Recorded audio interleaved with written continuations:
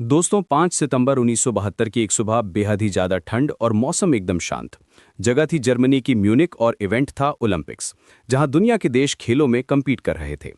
लेकिन तभी एक बड़ी मुसीबत आई।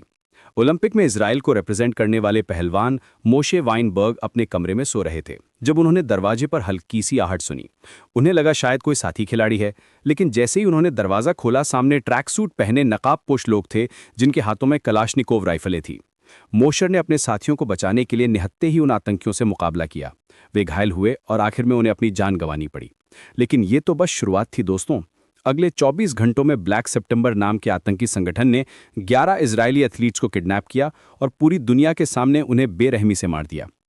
दुनिया ये सब देखकर दंग, लेकिन इजराइल की सरकार और वहां की खुफिया एजेंसी मोसाद में इसके बाद वो कर दिखाने की ठानी जिसको आज भी दुनिया का सबसे बड़ा बदला माना जाता है। यरूशलेम के एक बंद कमरे में इजराइल के फॉर्मर पीएम गोल्ड मेयर और वहां की खुफिया एजेंसी मोसाद के चीफ जूई गमीर के बीच एक हिस्टोरिकल मीटिंग हुई। गोल्ड मेयर ने ठंडे लेकिन सख्त लहजे में कहा कि उन लोगों को ढूंढना ही होगा जिन्होंने हमारे बेटों का खून बहाया है। वो जहां भी छुपे हों, उन्हें खत्म करो। यहीं से उस ऑपरेशन की पहली नींव रखी गई जिसको आज हम ऑपरेशन रैथ ऑफ गॉड कहते हैं, जहां इजराइल ने न सिर्फ उन आतंकियों को चुन चुनकर मारा बल्कि दुनिया को अपनी ताकत का लोहा भी मनवाया। ऑपरेशन रैथ ऑफ गॉड कोई मिलिट्री ऑपरेशन नहीं था, बल्कि वो सीआईए एजेंसीज के खिलाफ एक ओवर्ट ऑपरेशन था जिसमें कोई भी रूल्स फॉलो नहीं किए जाते थे और न ही मेंबर्स को अपने काम के लिए जवाबदेह ठहराया जाता था। ऑपरेशन नहीं बल्कि एक टारगेटेड किलिंग मिशन था जिसका मकसद था उन सभी 11 लोगों को खत्म करना जो म्यूनिक जियोसाइट के पीछे थे। मोसाद ने सिजेरिया नाम के एक खास यूनिट से ये काम करवाया। इनके पास कोई पहचान नहीं थी, कोई ऑफिशियल रिकॉर्ड नहीं था।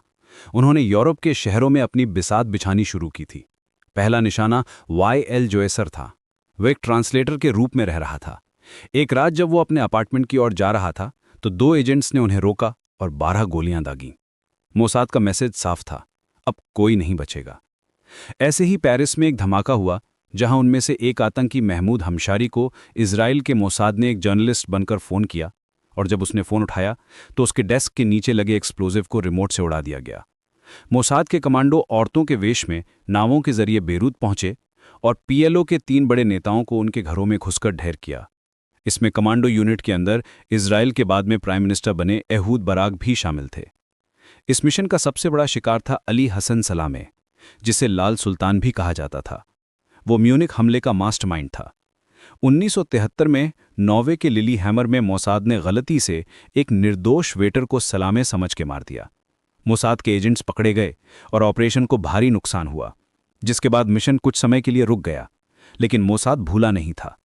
1979 में सलामे आखिरकार लेबनान में अपनी कार में हुए एक धमाके में मारा गया। एक महिला एजेंट ने महीनों तक उसके पड़ोस में रहकर उसकी डेली लाइफस्टाइल पर नजर रखी। रॉक ऑफ गॉड ये ऑपरेशन करीब 20 सालों तक रुक रुक कर चलता रहा। दोस्तों, ये कहानी हमें बताती है कि इजराइल के लिए सिक्योरिटी और जस्टिस का मतलब क्या है। जहां एक तरफ इस मिशन ने इजराइल की धाक जमाई, वहीं इसने ये बहस भी छेड़ी कि क्या आंख के बदले आंख का रास्ता सही है क्या। आज भी जब सिक्योरिटी एजेंसीज टारगेटेड ऑपरेशंस की बात करती हैं तो म्यूनिक की उन गलियों और मोसाद की उस बदले की यादें ताजा हो जाती हैं। यही वजह है कि आज इजराइल दुनिया की नजर में एक ऐसा देश है जो वर्ल्ड मैप पर है तो काफी छोटा, लेकिन अमेरिका जैसा देश भी उसकी बात नहीं टाल सकता। आखिर ऐसा क्यों है? इजराइल के पास वो क्या है जिसकी वजह से दुनिया के जियोपॉलिटिक्स में हमें इतने बदलाव देखने को मिलते हैं? आखिर क्यों भारत और इजराइल के रिलेशन इतने मजबूत होते चले जा रहे हैं?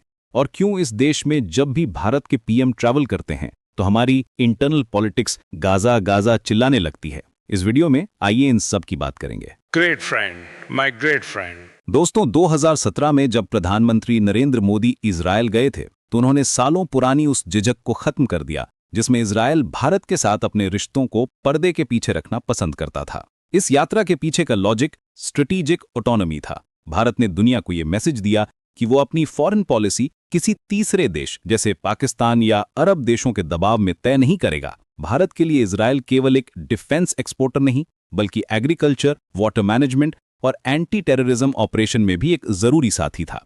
लेकिन सबसे जरूरी बात यह है कि अमेरिका का एक मजबूत एलाय है इजराइल। डिफेंस एक्सपर्ट्स हमेशा इस बात को हाईलाइट करते हैं कि दुनिया में अमेरिका अकेला ऐसा देश है जो किसी का दोस्त नहीं है सिवाय इजराइल के। लेकिन एक छोटा देश जिसने खुद को एक न्यूक्लियर पावर्ड नेशन भी डिक्लेयर नहीं किया है, उसके लिए अमेरिका अपने ट्रूप्स तक जमीन पर उतारने को कैसे तैयार हो जाता है? ये एक फैक्ट है कि अमेरिका इजरायल का सबसे बड़ा डिफेंडर है। दो इसके बड़े रीजन हैं। पहला, अमेरिका में मजबूत यहूदी लॉबी, जिसको AIPAC कहते हैं। दरअसल ये लॉबी ना सिर्फ अमेरिका की पॉलिटिक्स बल्कि एंटरटेनमेंट सेक्टर में भी बहुत काम आती है। हॉलीवुड के बड़े स्टूडियोज जैसे वार्नर ब्रदर्स और डिज्नी एक यहूदी की ही कंपनी है। उनके फाउंडर यहूदी थे। एक्सपर्ट्स कहते हैं कि आज के अमेरिका को भी बनाने में यहूदियों का ही हाथ है। वहीं दूसरा रीजन यह है कि मिडिल ईस्ट में इजरायल अमेरिका का सबसे भरोसेमंद डेमोक्रेटिक आउटपोस्ट है। अमेरिका अपने कई सारे मिडिल ईस्ट के ऑपरेशंस यहीं से करता है। पर सवाल यह है कि अमेरिका मना क्यों नहीं कर पाता इजरायल को? इजरायल अमेरिका के लिए खुफिया जानकारी के स्ट्रेटेजिक इंटरेस्ट के लिए इजरायल का एग्जिस्टेंस जरूरी है। सोचिए, एक छोटे से देश ने अपना इंपैक्ट इतना बड़ा कर लिया।